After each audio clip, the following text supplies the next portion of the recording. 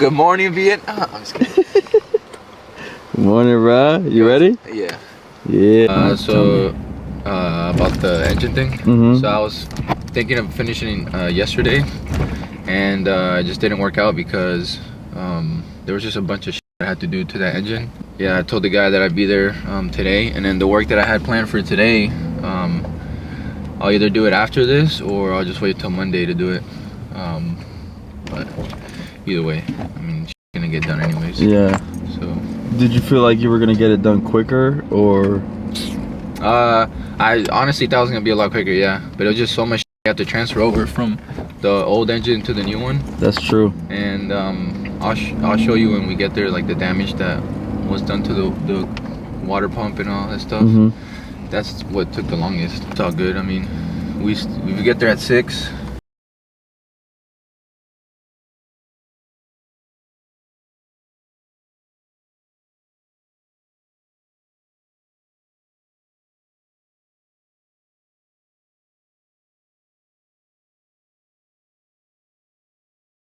Was basically you have your long block, which is this part and this part. It already comes assembled, so you have to take everything out of the old one and transfer it over to the new one. And so that includes like intake, exhaust manifold, the gaskets, throttle body, mixer, oil filter, housing, distributor, the bell housing, flywheel, the watering cooling system, everything, hydraulic pump, front cover, everything. Get this stick right. Gonna be tilting this forward a little.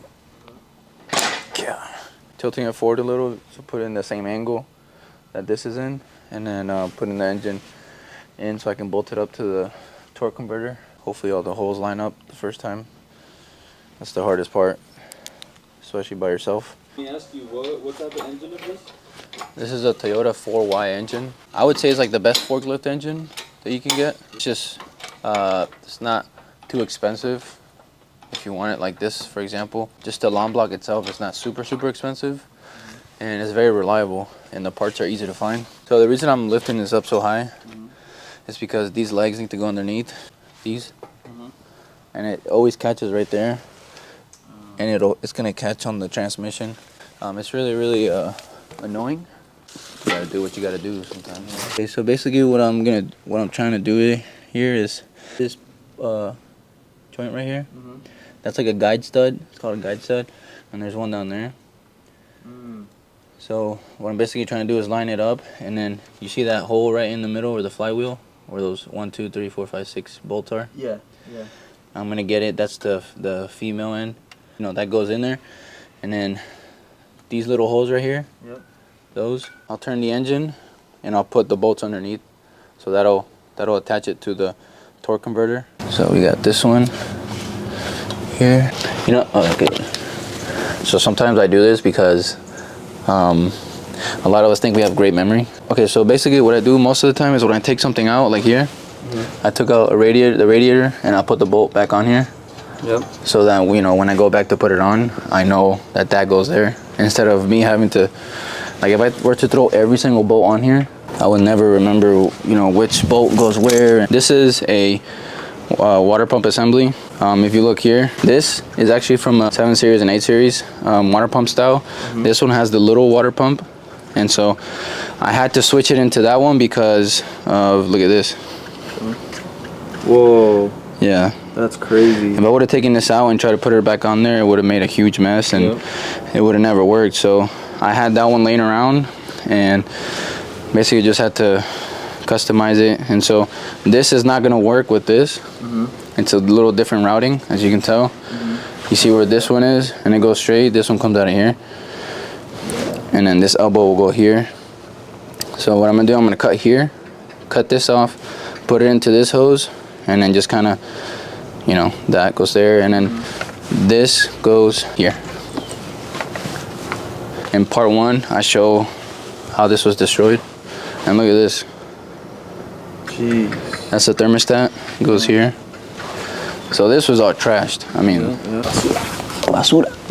you suck. So yeah, basically from this point forward, you just put everything back on. Everything's over here. Your fan, shroud, battery, of course, intake, air filter housing, your exhaust pipe, which we'll do next, and then your gas regulator and your radiator.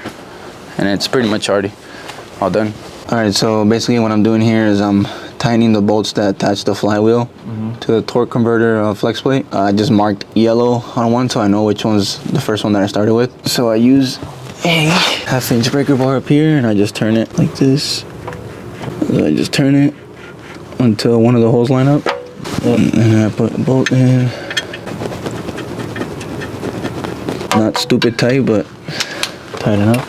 Just repeat the process again until all of them are tight, and then we'll put these bolts back on here all the way around, and then that's pretty much done.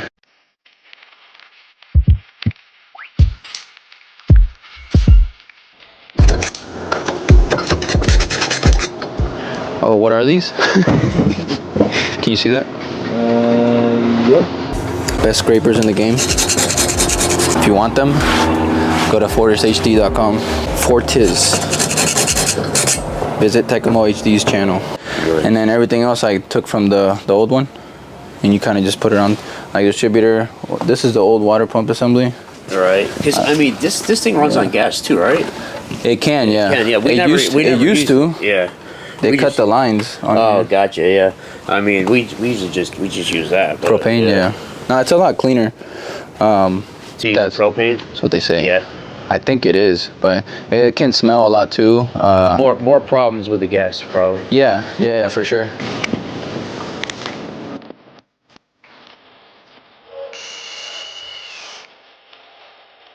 Show it to the camera. That's like, it's supposed to be coolant in there. Look at that. Yeah. Oh wait. Look at that milky. There's supposed to be water going through there. There's supposed to be a coolant that goes from here. A coolant line that goes in here. It's gonna pass through. It's like a cooler. It's gonna go right back into the. Look at that. There's no way coolant can pass through there. Or maybe at one time this had water, and that's what water does. It rusts. It causes rust. How's it going? She's almost done. Almost done? Yeah. Yeah, it's a lot easier putting it in than taking it out. Yeah? Yeah. This is your thermostat. This is where the species is. So your water pump goes here, and then this goes to the motor, and then this is this right here. Wow. So I didn't have another one of this because this is like the old style. So I had to upgrade it to the 7 series and 8 series. Better, but it's basically the same thing. What's great about Toyota, this will work from I think this is like from the 90s all the way up to like 2018. This same engine block. Same engine. Just they just make everything else different. Coolant, lines, gas regulator, stuff like that. All right. So you see that? So all this was corroded, and now I'm dealing with this problem here. Look at that. Uh-oh. I was gonna put this coolant line back from here to here, and this thing is destroyed. Yeah. There was no way there was coolant. Well, I'm gonna take it off right now, see if I can fix this. Seems like maybe this had water at some point. This radiator was filled with water, and then that caused it to rust up inside. So it's not supposed to have water? It's supposed to have diluted water. So when you put coolant in it, usually it's like 50-50, so it's mixed. If you just put water, it's gonna just eat up the metal. Really? Yeah. So that's usually what this is caused by. But so it was getting cooled by the coolant? Yeah, it was getting cool, but I think at some point this had just water. You know what I mean? Yeah. And maybe later on when someone serviced it or something, they just added coolant to it. Maybe it was low or something. They added coolant so it looks green. Gotcha. And then, you know. But I mean, this is just old little machine. stuff that happens, like I told you. That's the hard part about quoting stuff like this, because you never know when stuff like this is just gonna pop up. And that is not coolant, my friends. It's pretty bad. That's pretty clogged. Basically, I should have got this yesterday and I forgot. This is a water inlet piece. This is plastic. I'm gonna get a bronze one or a brass. This is MPT. I think this is a 3/4 inch MPT. This is basically what's holding us up. I didn't have one. I thought I had one and I didn't, so I'm a dummy. We went down the street real quick. Picked up this fitting that broke off when I took the inlet, the water inlet hose off, which is this one, and it snapped off. So we're putting that back on. I mean, it was down the street. If I was out in the middle of nowhere, I would have had to figure something out.